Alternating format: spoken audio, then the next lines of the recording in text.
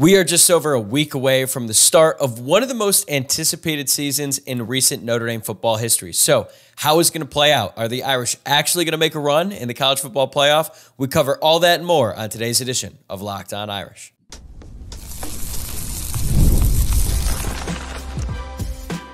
You are Locked On Irish, your daily podcast on the Notre Dame Fighting Irish.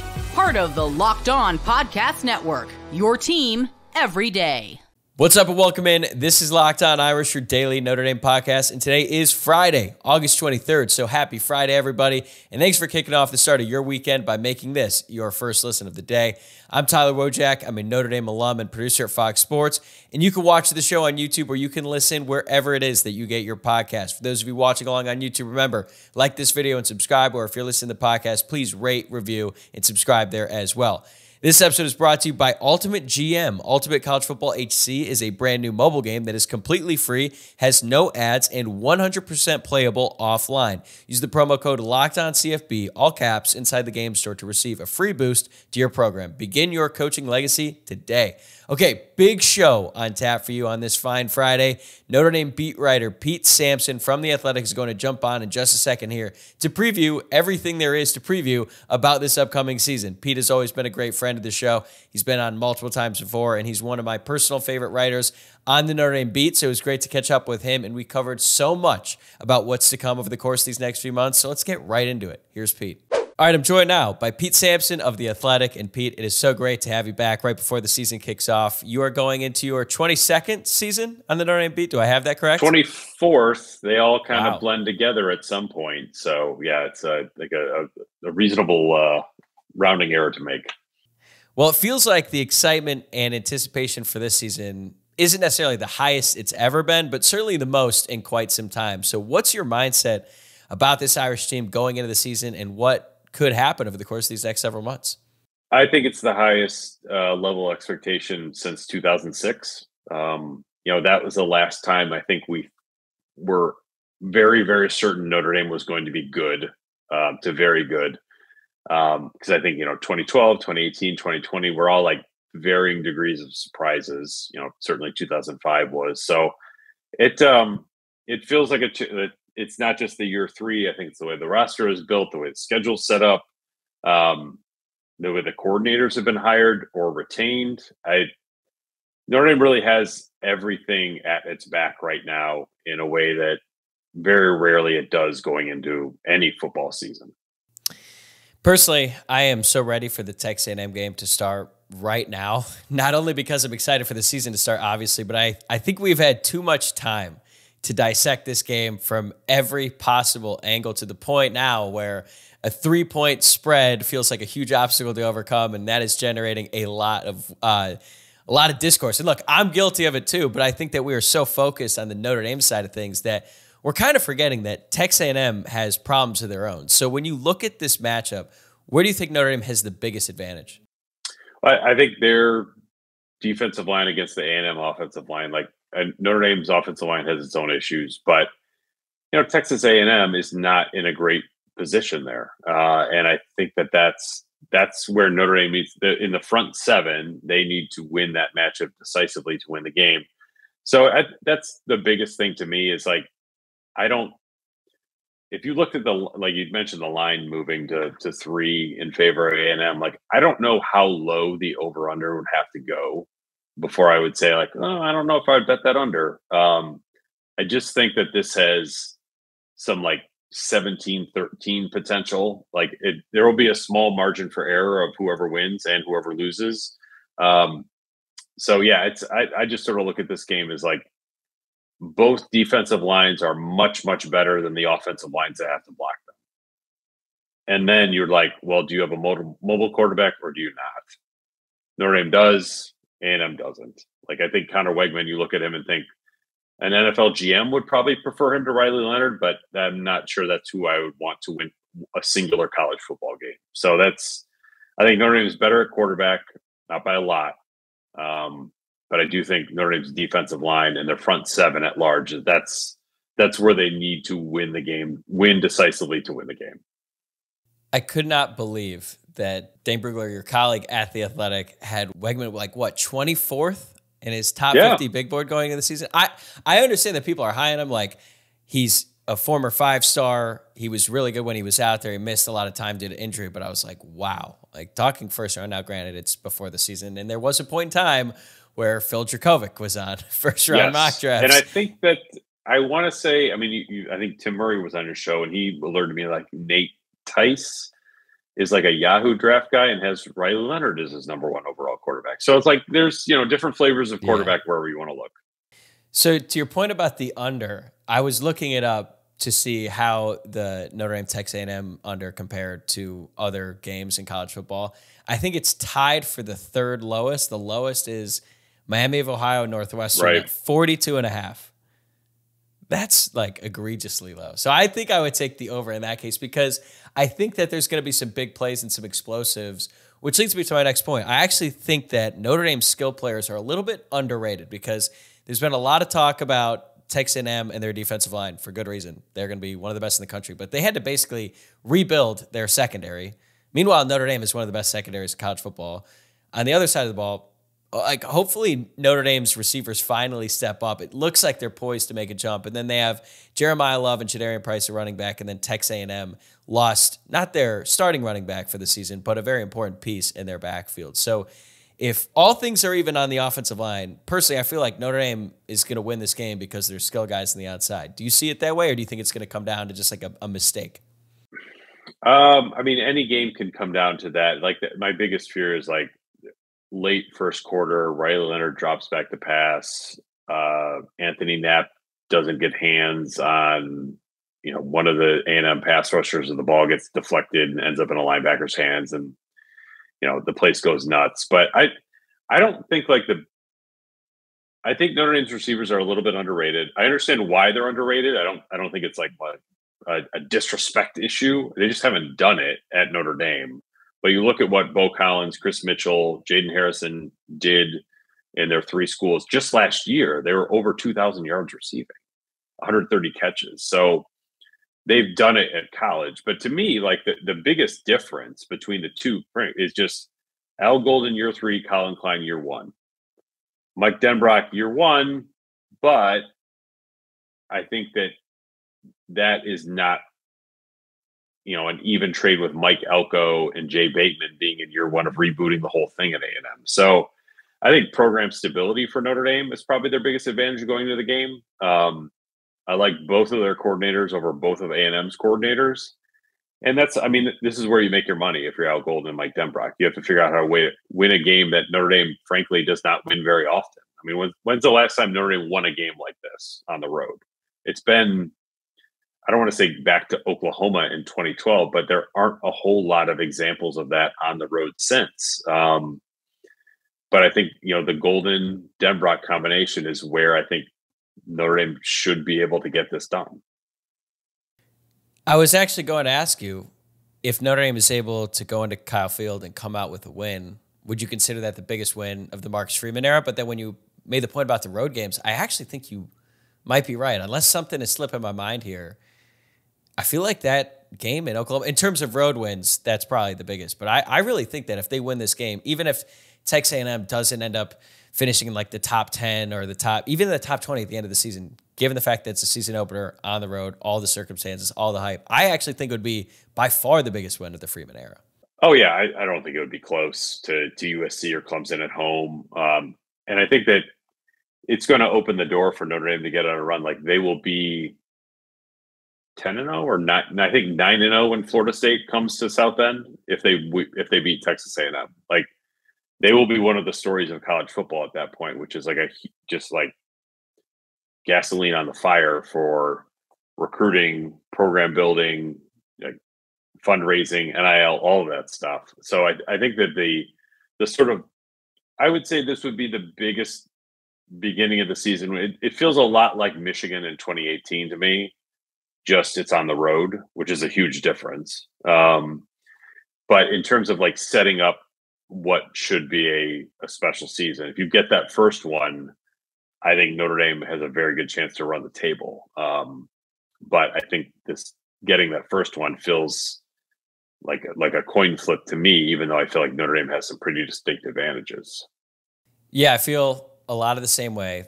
This feels a lot like 2018 in the sense of like, man, if you get through that first game, just look at how the schedule opens up. And that Michigan team was awesome. I think they are significantly better than this Texas A&M team. The only difference is it's just at Texas A&M, and that just adds so much more and so many more issues that could happen to Notre Dame. So when I look at this season, I'm of the belief that they're either going to go 12-0 or 10-2, because if they beat Texas A&M, I think they are going to be in such good shape. They might have some close calls. I mean, hell, like they could, beat Texas A&M and then a couple weeks later struggle against Purdue. Yeah, just like they did back in 2018. They beat Michigan and almost lost to Ball State, right? Like, hopefully that doesn't happen. Yes, that was not a fun day. And then almost lost to Vanderbilt. Yeah, that they did. So I think if they get through this, they're going to have some tough games, but I honestly feel like if they win this game, they'll go undefeated. However, if they lose it, I don't know why. I feel like I do a bad job of articulating it. I just don't see them finishing 11-1 because I feel like there will be so much more added pressure to every single game. And the fact that they won't have like that proof of concept to the own team, like they won't have the confidence of like, we went into this environment, we pulled it out. I think that will lead to another loss down the road. I don't know who it would be against. I mean, Florida State, USC, those are the likely ones. But honestly, I could see it happening against like Georgia Tech if they just don't come out ready to play that day. They could open themselves up to losing another game. So do you agree with that? Do you think that they could lose the season opener and then run the table, or do you think it's kind of feast or famine? No, I think that they could lose next weekend and still finish 11-1. I just the amount of pressure that would be on the team and Marcus Freeman at that point, I think would be immense, because I am not of the belief that 10-2 is like an automatic playoff inclusion record with this schedule, especially if you lose to A&M, where you have like this sort of marker against the SEC, and then let's say A&M goes 4-4 in the league.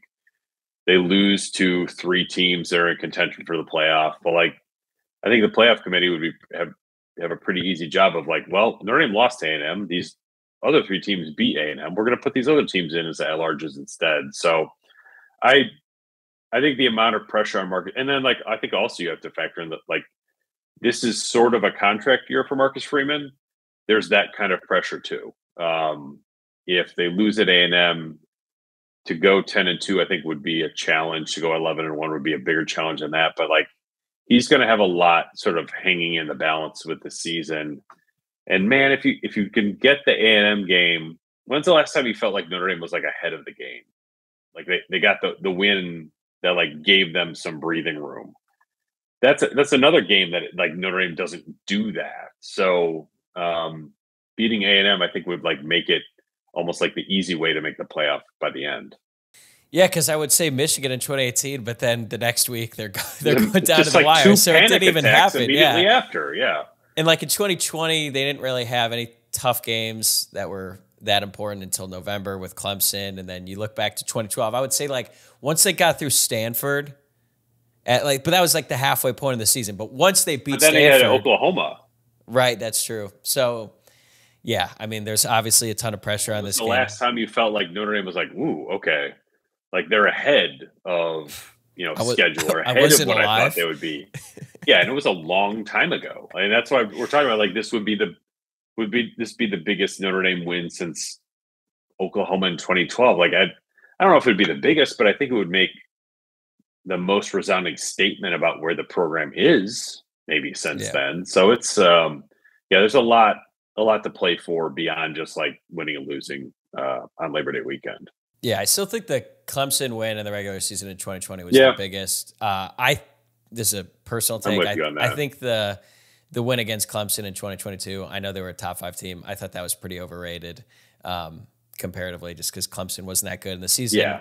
In terms of like what Notre Dame wanted to accomplish. USC as a top 10 team last year, like okay, or like Stanford as a top 10 team back in 18. Like it felt big in the moment. It didn't really feel as big afterwards. But I don't even care what A&M really does after this game because it's just going to be so big. But you kind of alluded to it already, like the impact that a really good, successful season could have on the future of this program, because Notre Dame has gone undefeated in the regular season 3 times in the past 15 years, which is actually a lot. And when I had to like double check that, I was like, wait, nope, that's true. They've done it 3 times. Now, none of those seasons ended particularly great, but I think it really helped the perception of the program and gave them some serious runway for a few years, even if, after 2012, they weren't back in contention a few years later. I just think it helped with the perception, and considering where Notre Dame was before that, it was so good for the program as a whole. So what would be some of the lasting implications for the program if they were able to go undefeated and make a serious run this year? Well, I mean, Marcus Freeman would get paid. That's how you get like the big money contract for a long term. That would be one. I think that in terms of recruiting, it would help. I mean, you go back to 2012 when they sort of had the out of nowhere undefeated season. That's how you end up with, Tarian Folston, Jalen Smith, Will Fuller, the best recruiting class Notre Dame has had in the modern era. So I think that would help. And then I just think with like in the portal era, like player retention is important. That wasn't something that we were talking about 15 years ago, but sort of keeping the band together, that would be part of it as well. But I think the recruiting boost and then Notre Dame tying Marcus Freeman down long term, those would be the two, I think, biggest takeaways that a 12-0, 11-1 regular season would probably get you if you're Notre Dame. Do you think that the administration would buy in more if it happens under Freeman? Because I feel like it was a little bit different with Kelly because he'd already had success at other places, whereas Freeman, everyone wants him to succeed. He's doing and saying all the right things, but he doesn't really have proof that he can do it yet. So do you think it would have a bigger impact just because it happened with him? Yeah, I do. And I think that there's the university itself, like, is invested in Marcus Freeman winning and giving him every avenue to win, every opportunity. Like, I think it's, I've said this before, but like an athletic director's job really is to remove every excuse the head coach has about why they can't win. And if you look at what Notre Dame has done over the last 12 to 18 months, Denbrock bringing in Golden's extension, Riley Leonard, 3 receivers, Rod Hurd, RJ Open, the recruiting class that is going into their freshman year right now. The Shields Hall being built, like, Notre Dame is giving Marcus Freeman everything to just like take this and run with it. So, and like there's a real enthusiasm around campus still that like Marcus Freeman is a guy who can like take Notre Dame beyond because he is much more willing to sort of embrace the university in a way that Kelly did not. So that's part of it too. But I think Swarbrick's legacy in a lot of ways is tied to Freeman, like what success he has. But I think Notre Dame has done a very good job of like letting Freeman learn on the job for 2 years. Now is the time to sort of take those lessons and apply them. Hey, Irish fans, Pete Sampson is going to be right back with me in a moment to predict whether or not the Irish are going to make the college football playoff. But I want to take a moment to give you a heads up on a brand new mobile game that I think you are going to love just as much as I do. Ultimate College Football HC. It is an amazing game and simulation, and you get to step into the shoes of a head coach and lead your college football program to glory. Could you imagine actually being the head coach of Notre Dame? From recruiting players and hiring your coaching staff to overseeing training camps and handling school scholarships, you control every crucial detail of your program. It's all in your hands. Will you be able to handle the pressure? And here's what I really love about the game. You're responsible for calling offensive plays during the games. Your strategy will not only determine the success of your football season, but will shape the future and the legacy of your program. Ultimate College Football HC is completely free, has no ads, and is 100% playable offline. You can play on the go as you want and when you want to. And of course, we have a special offer for Locked On Irish listeners. Use the promo code LOCKEDONCFB, all caps, inside the game store to receive a free boost to your program. Make sure to take advantage of this perk as it will give your team off to a strong start. To download this game, just visit ultimate-cfb.com. That's ultimate-cfb.com or look it up on the app stores. Ultimate College Football HC. Begin your coaching legacy today. Let's talk about some specifics. I'm sure Marcus Freeman is going to answer this question at his press conference on Monday. What do you think the starting offensive line is going to look like against A&M? I still cannot believe this, but I think it will be Anthony Knapp at left tackle, Sam Pendleton at left guard, Ashton Craig at center, Billy Shaw at the right guard, Emil Wagner at right tackle. Combined, they have 6 career starts. I am floored that Notre Dame, I think, will try to do this when Pat Coogan or Rocco Spindler is right there. But everything I can gather over the last week, 2 weeks has been that's the direction they're moving. I'm fascinated to see what this looks like. Fascinated is one word to use there. Okay, so let's say it's Pendleton.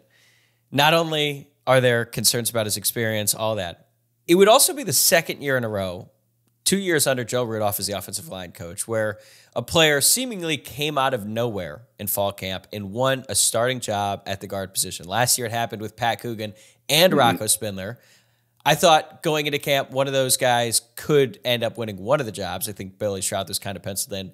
Then they had two starters that surprised everyone. Now it would be Pendleton, ironically, jumping both of those guys. What do you make of that? Because that feels rare that such a significant jump could happen over the course of camp, and it would then happen in back-to-back camps. I was trying to think about younger players beating out older players for starting jobs in the last 10 years. And there really are not a lot of examples of that happening. I think on podcasts or message boards, we sort of like talk ourselves into like younger players going to beat out older players, and it almost never happens. This could be two examples of it happening. And I think even last year, when you got into the bowl game, they went with Jagasa over Emil Wagner, who technically was a younger player. This year, you could have Pendleton, you could have Knapp, you could have you certainly will have Christian Gray over Jaden Mickey at corner. Do you have a Don Schuler over Rod Hurd? But there are not a lot of instances of like younger players beating out older players. In theory, I think it's good, like in a vacuum. Like I thought one of the most encouraging things I saw on day one of camp was Emil Wagner running with the ones, not Tosh Baker. That didn't last very long because of Jagasa's injury, but it was a example of a younger player moving ahead of an older player based on potential and ability. And if Notre Dame was opening the season at home against Northern Illinois, I think this would be great. But they're playing at Texas A&M, and I'm not sure it is the best idea. I'm with you, but I also think that the coaching staff has to recognize they definitely do. Like, I'm sure it's been brought up. They know if they listen to this podcast, which I'm no offense. Marcus listens every day. They don't listen to the Independent either. I don't know about that. No crap. Like we know this is a huge risk, but what they see in practice every day is forcing them to take it. And it's like we asked Marcus about this last weekend at the end of training camp. Kind of like what the heck did Pendleton do? That was what I was going to, and how could he do it in such a short amount of time? Yeah, and we did not get an answer at all about it, which like is fine. But like I really would love kind of a truth serum about like what the heck happened here? Because it is, of all the like younger players beating out older players, this is the one that would stun me the most, because Coogan I thought was pretty good. Like Spindler was pretty good. And you would think you would really value that experience going to College Station, but apparently Pendleton has done something that has turned the coaches' heads, and they just can't stop thinking about it. Yeah, because if all things are equal, they're going to go with Coogan or Spindler. Like if Pendleton was playing just as good as them, they would just go with the more experienced guy because he's been there before. So I have talked myself into this saying basically like, okay, well, Pendleton must be significantly better. I don't know how it happened in such a short amount of time, but that has to be the case, or else there are going to be some questions about Rudolph and his future at Notre Dame. That's just the reality, because if Pendleton goes out there and he's terrible, then I think people are going to be like, what on earth? But anyway, that's a lot on the left guard. Let's talk about left tackle. How big do you think the drop-off is between Jagasaw and Anthony Knapp? I know it's almost impossible to say for certain because we've only seen one start from him, but based on your perception. It is. I feel like it's easy to get carried away about like how good Jagasaw could be because he hasn't been that yet. But I do know, like internally, like all the testing numbers that they do in the strength program with Laura Orlando pointed to Jagasaw being like an elite NFL prospect. And this was just going to be the start of that process. So yeah, I think it's really significant. But I don't want to pretend like Charles Jagasaw was like Joe Alt 2.0. I think he was going to be a good player by the end of the year. It's just true freshman Anthony Knapp, who was kind of a little undersized when he showed up, has put on some good weight. Like Notre Dame already had some hurdles to clear at the offensive line. It didn't need to have this one thrown in front of it on top of all the other stuff, but here we are. I just think Jagasaw has a chance to be like sort of the next Stanley McGlinchey type of pro prospect in 3 years' time, and now that just sort of gets delayed by a season.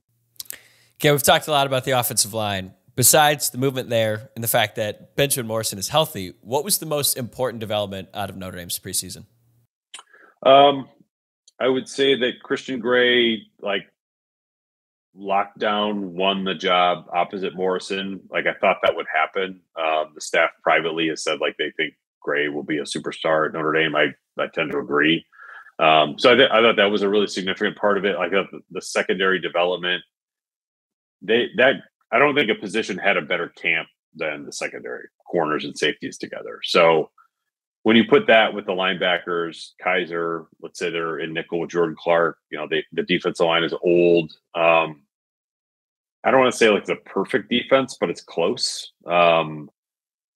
You really have to nitpick to find holes in this defense. And I think the secondary's development is a big reason why you have to look even closer to find something, because that would have been, I think, a weak spot, but it's not anymore. So that would be the biggest one. And then, the receiver position, the Collins, Mitchell, Harrison additions with Greathouse, Jaden Thomas, and Jordan Faison. Like, I mean, there were practices last year where they would have 3 scholarship receivers.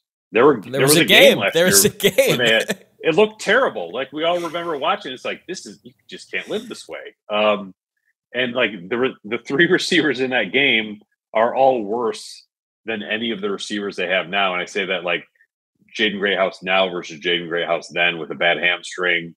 Tobias Merriweather is gone. Chris Tyree is gone. Rico Flores is gone. All of the guys on that position now, I think, have a chance to be very good in the top 6. Jaden Greathouse might have a chance to be great. But that position, staying healthy, Bo Collins clicking on, like, it doesn't – I think his name was Caleb Smith, right? Like, they took that grad transfer from Virginia Tech a couple years ago. Like, they don't always click. Like, I think sometimes we think, like, these grad transfers always come in and they're, like, ready to go and they're going to be good. Like, that doesn't always happen. Trevor Spates, that running back from Stanford a couple years ago. Kane Madden. They're not always good, but I think that all 3 receivers will be good. And when you add that 2,000 yards, 100-plus catches to the room, like, suddenly Riley Leonard has some weapons to work with.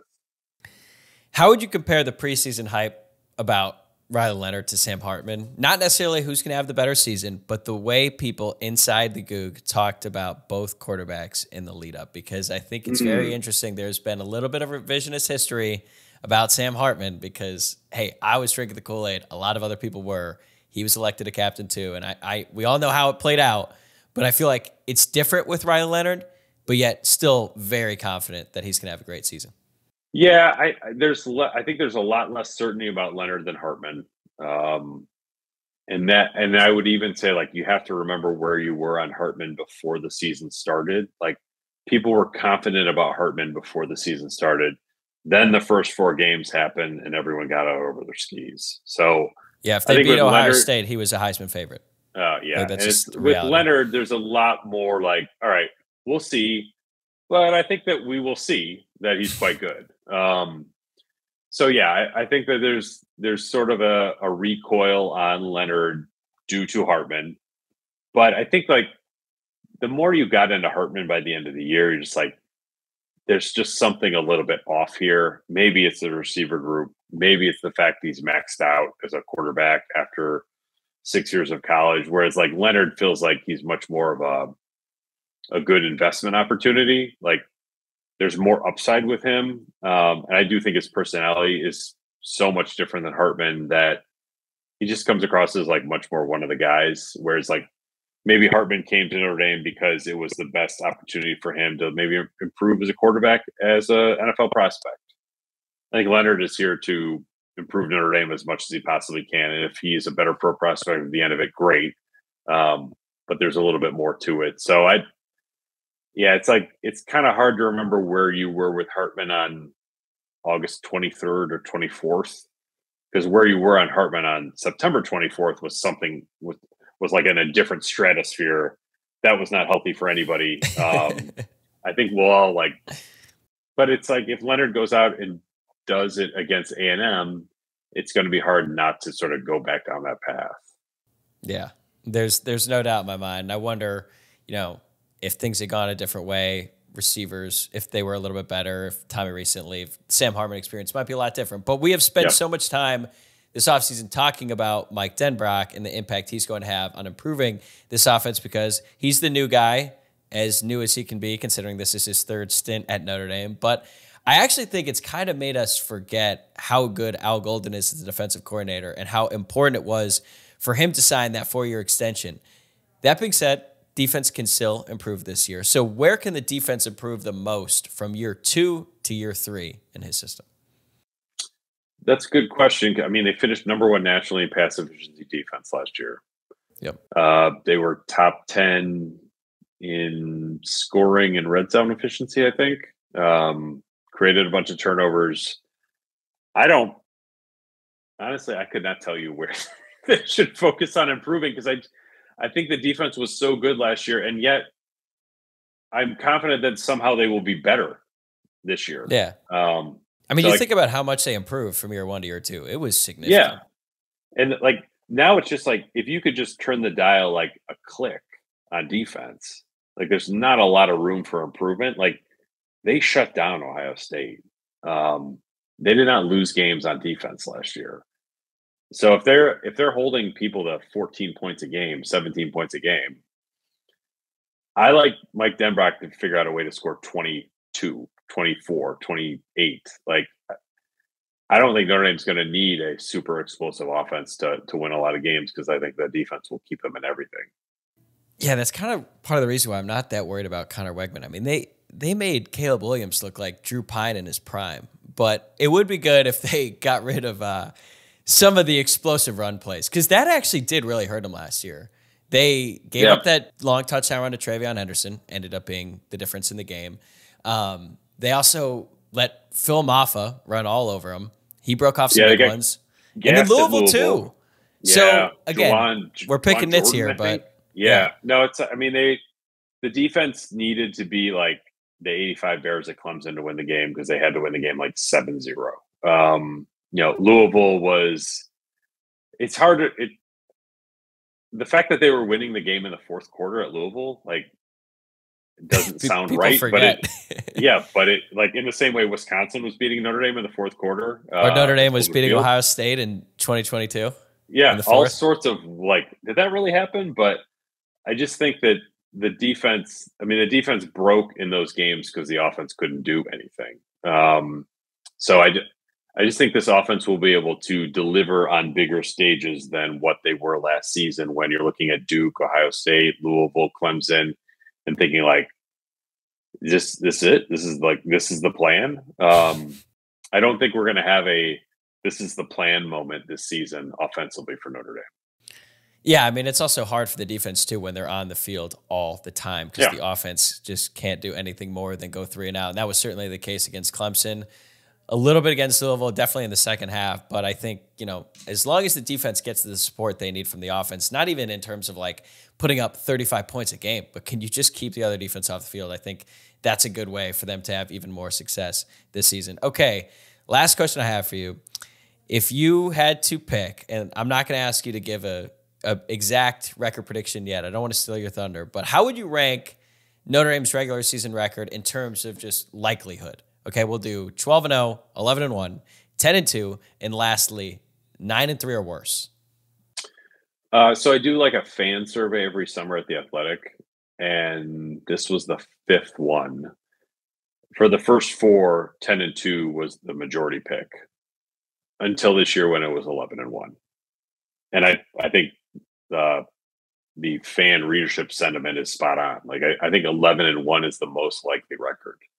I'm not saying that I would bet the over on 10.5 regular season wins, but I think 11-1, 10-2, and then I'm not sure where I would go between 9-3 and 12-0. Even though I think 11-1 is the most likely record, 12-0, I think, is a level of sort of consistency and near perfection every week that we haven't seen from Marcus Freeman.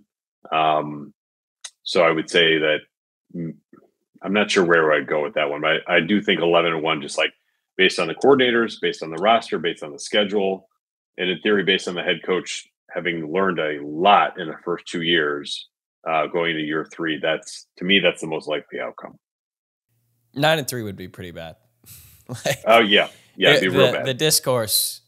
I mean, unless everyone got hurt in like 2015, and even then, just when you look at the schedule. But yeah, I don't think that would be a whole lot of fun to try to take in. But okay, let's say Notre Dame goes 11-1. They're probably 8-9 seed in the college football playoff, right? It's hard to say. Probably more like 6 or 7, like 11-1. 11-1, you're hosting for sure. You're probably not the 5 seed, because it's like the more you sort of game this out. Yeah, that's probably like the second the place runner Big up, Ten, second place SEC. Yeah, they're probably the 5 and the 6. So Notre Dame's best hope is they probably have to be 12-0 to be the 5. But I think 11-1 would get you to the 7. Yeah. Okay, so let's say they get to the 7. They probably play one of the better Big 12 teams, not necessarily the champion, because the champion gets the automatic bye. But you think that Notre Dame could win a playoff game that they're hosting, but it would be against a team who is much more similar to them as opposed to like a group of 5 team in that first round. Yeah. They could get a win there? I think they have to win that playoff game for the season to be considered a success. Like, I don't think you can just make it and then lose a home game, or frankly, lose a road game. Like, they have to win a playoff game this year. But if they're at home in December and it's, let's say it's Oklahoma or it's Texas or God forbid it's LSU, like, you have to win that game. That's like if you wrote the rules of the playoff, if you created the entire system so you could win a home game or host a home game, you have to win that game. So yeah, I think that winning a first round game is the bare minimum for what a successful season would be to me. And then you sort of take your chances after that. Yeah, I agree with you. They have to win at least one game, because if they go 11-1 and then lose in the first round, or if they go 10-2, get in, then they're probably like the 11th seed at best, and they just get smacked probably by the 5th or 6th seed. Like, that would all feel so hollow to me. But 11-1, a playoff win. I know not every fan would be happy with that, but I would be pretty satisfied with a berth and then a win, because that would mean a couple big wins and a lot more games to talk about. So you can read all of Pete's work on The Athletic, or you can listen to his podcast, The Independent, with friend of the program, Matt Fortuna. Pete, thank you so much for doing this. Safe travels to College Station, and hopefully I'll see you soon during the season. It's going to be a long one. It should be a lot of fun. Absolutely. Thanks, Tyler. Today's episode is brought to you by Gametime. Whether it be sports, concerts, comedy shows, you name it, I love going to live events. Gametime is a new feature called Gametime Picks that makes getting tickets for your favorite live events even easier. Gametime Picks filters out the fluff to show you incredible deals on great seats, so you don't have to waste time searching through thousands of tickets. The great thing about Gametime is the curation makes it easier to save more on sports, concerts, etc. And just recently, I decided to go to a show at the legendary Comedy Store in West Hollywood at the last minute, and Gametime made it easy to buy my tickets, and I ended up having a great time, all thanks to Gametime. My favorite thing about the app, though, is you get a panoramic view from your seat in the app before you buy, and you can buy tickets in seconds with just 2 taps. Take the guesswork out of buying tickets with Gametime. Download the Gametime app, create an account, and use code LOCKEDONCollege for $20 off your first purchase. Terms apply. Again, create an account, redeem code LOCKEDONCollege for $20 off. Download the Gametime app today. Last minute tickets, lowest price guaranteed. All right, that's a wrap for this episode, and that concludes our off-season coverage here at Locked On Irish. That feels great to say, because although I do enjoy talking to you throughout the offseason, there is nothing that I enjoy more than watching college football games, and particularly watching our Irish play and then reacting to it and talking about it with you. So I will be back next week to get you ready for the season and the Texas A&M game. For your second listen, check out the Locked On College Football Podcast with Spencer McLaughlin. And please remember to subscribe on YouTube or wherever you're listening to the podcast. Have a great weekend, everybody. See you next week.